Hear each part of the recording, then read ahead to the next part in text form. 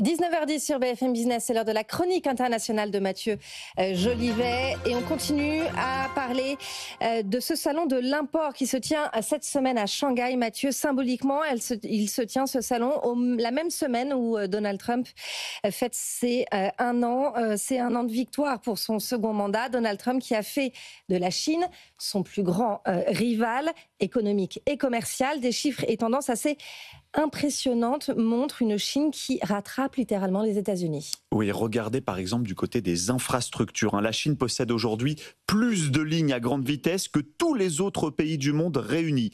Shanghai a construit en 10 ans autant de lignes de métro que New York en un siècle. Ou entre 2018 et 2019, en seulement 1 an, la Chine a coulé autant de ciment que les États-Unis sur tout le XXe siècle.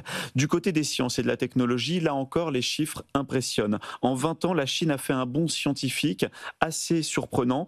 Dans 57 technologies critiques sur 64, ce sont désormais les chercheurs chinois qui publient le plus dans les revues scientifiques. En intelligence artificielle, les équipes chinoises ont publié plus de travaux l'année dernière que l'Europe, les États-Unis, le Canada, le Japon et la Corée du Sud réunis. C'est effectivement assez bluffant. Sur le plan industriel, une grande partie des technologies américaines sont désormais fabriquées en Chine. Oui, un exemple, 156 des 200 fournisseurs stratégiques d'Apple ont des usines en Chine, autant que les États-Unis, l'Inde et le Vietnam réunis.